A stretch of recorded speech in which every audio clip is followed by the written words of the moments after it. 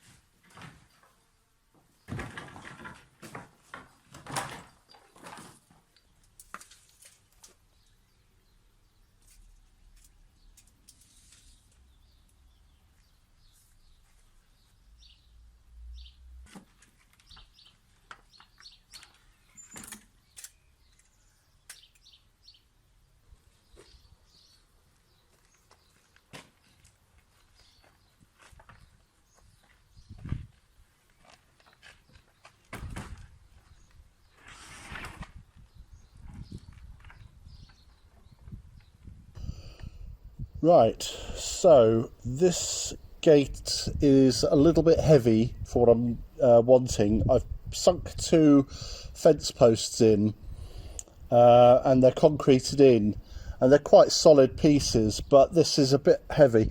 So I need to reduce the weight. Now, it's a bit big anyway.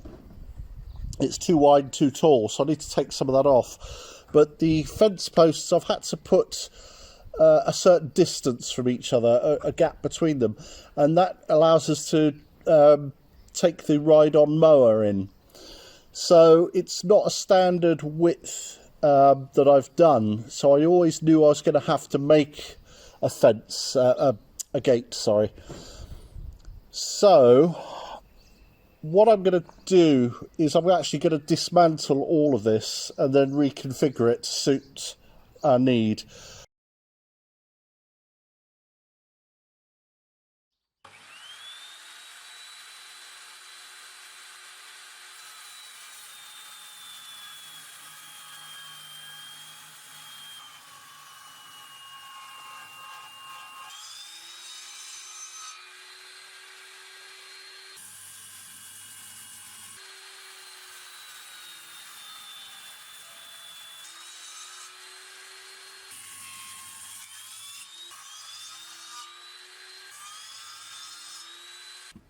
Right, I had a look at that gate and it was a little bit rotten, and if I'm honest, it was too heavy. And I think the problem with that is I've cemented 2 sturdy posts into the ground, but I didn't want anything too heavy. It's just for a potager at the end of the day. So I found some wood in the barn. I've just cut it to length. And I've got these 3 support pieces which will support it.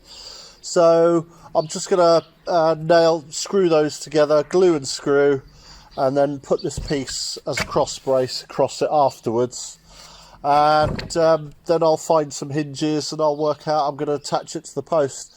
But that's these gaps here are wide, narrow enough so the dogs can't get through. And that's basically the purpose of the potager, to stop them getting through and eating all our carrots. Bless them. So I'm going to just do that now. I'm going to get the first one lined up, and then they should all be equidistant then. And then I'll trim off anything that needs trimming afterwards, but these are basically it now.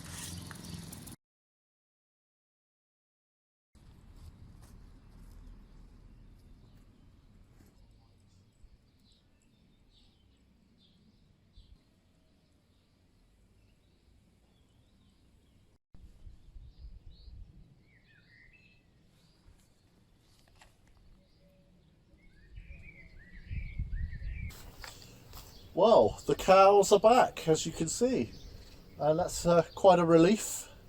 We were worried, and we were the same last year, we were worried because we were worried that we might have to mow the whole of our meadow, No, which would be a bit of a pain. We'd have to get goats. You were hoping we didn't have to get goats? Well, I don't mind goats. Anyway, they made a welcome return this week, and they're munching their way through the grass as we speak. And for any new viewers, there is an agreement in place with a local farmer. It's a bit of a long story because one of the farmer died, then it's been replaced, but we're not sure what the arrangement is. But anyway, the farmer uses our meadow plus the surrounding fields to graze his cattle. They're not the dairy cows anymore. They're not the dairy cows we had in the first year, the black and white dairy cows. I don't think they're going to use the dairy again. No, we don't think so. But it doesn't matter. But anyway, the important thing is... So we don't know if they're the same cows as last year. No.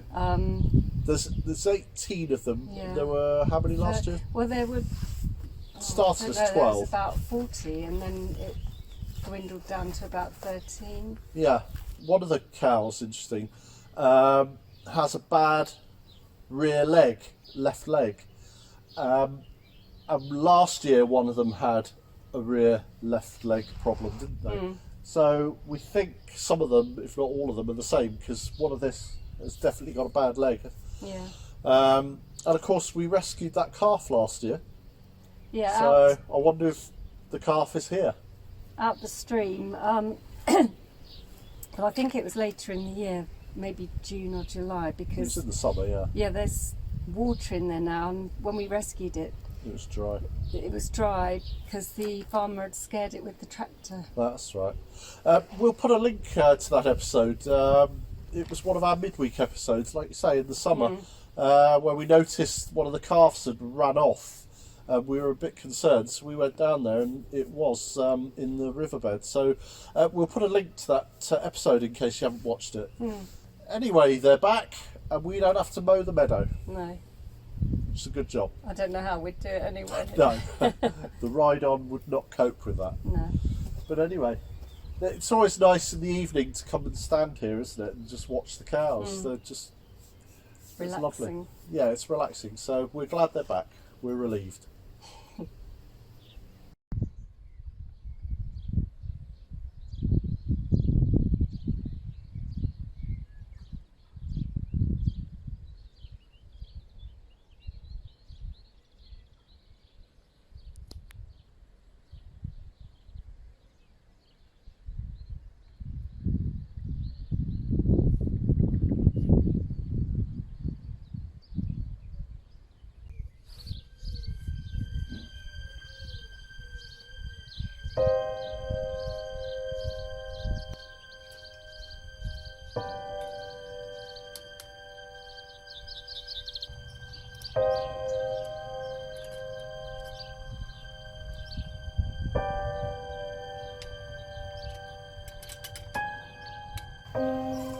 Right, well I've got the gate on.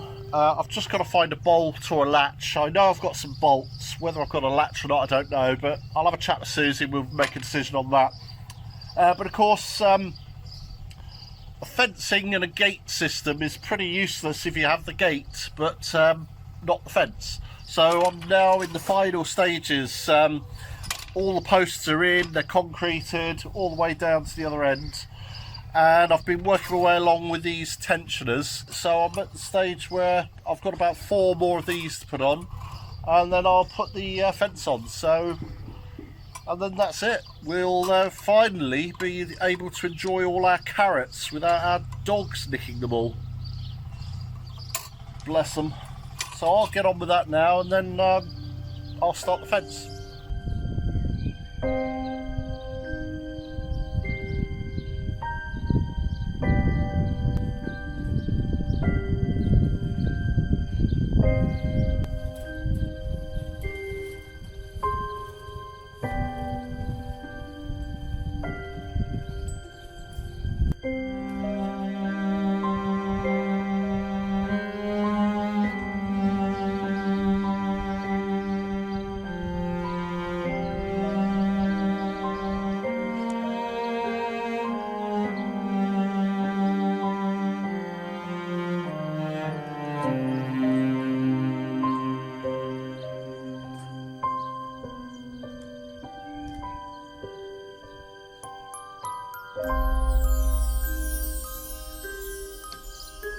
Last one.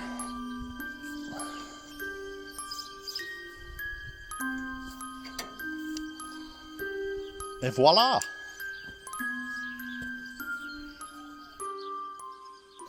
Okay, well that's it. I've got to make 1 or 2 fine adjustments as I go along the fence, just to tighten it up in various places. So I'll do that over the next day or so. But from the point of view of this vlog, it's now done. It's now serving a purpose, and that is to keep the dogs out.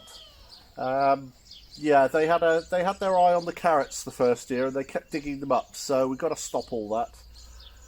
So that's the reason. We're happy it's up, and as far as the gate is concerned, we're going to paint it. No plum and gold on this one. This is we're just gonna get a green, and it'll blend in with the fence. And then what we'll do, we'll get this bolt on or latch. Susie's going to make her mind up which one she prefers. And then that's it, for all intents and purposes, that's it. So, job ticked off the list. Yeah, it's looking good. Happy with that. And whilst I'm here, I'd like to thank Krista, who's become a patron this week. So welcome, Krista. Thank you very much. And look out for a video in the next couple of days. We're going to film one tomorrow. And so make sure your notifications are set on Patreon, and we'll have a video on there for tomorrow. Well, I've cut this grass again. It's growing like mad at the minute with all the sun and rain. Can't cut over here because of all the debris off of next door's roof. And I did cut half of this yesterday, but here in France on a Sunday, and I think bank holiday, you can only use power tools between 10 and 12. And that's it. So I only got half the grass cut. So I'm just going to do this half now.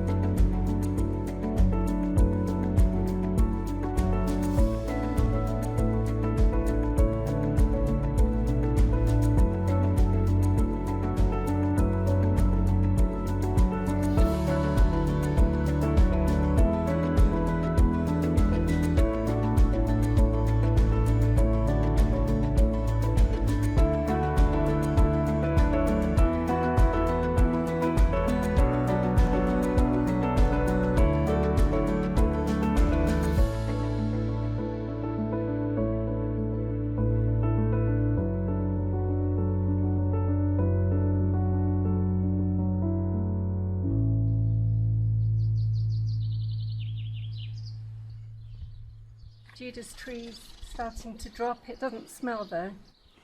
It's just beautiful, isn't it?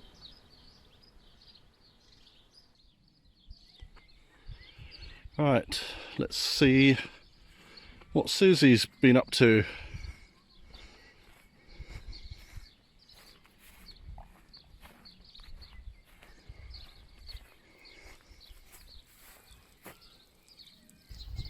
So what are you up to, honey? Well, while you've been busy doing the fence, I've planted these 2 trees we bought yesterday. This is a nectarine. Okay. And the other one, you were going to put... Oh, I see. It's right down the far end. We've added one more to this row. Yeah.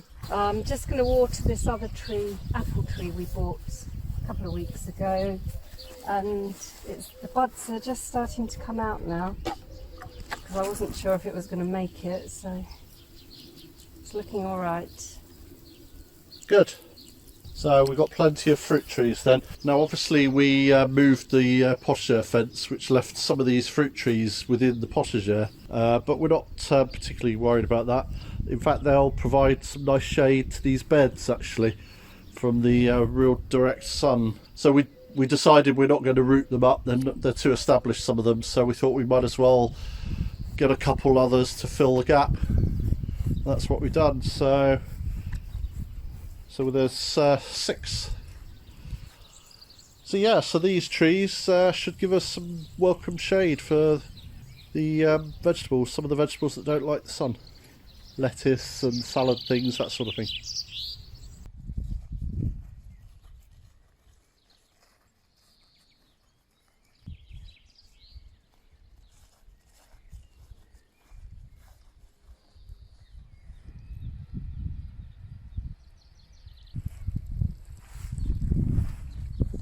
This one is a Victoria plum.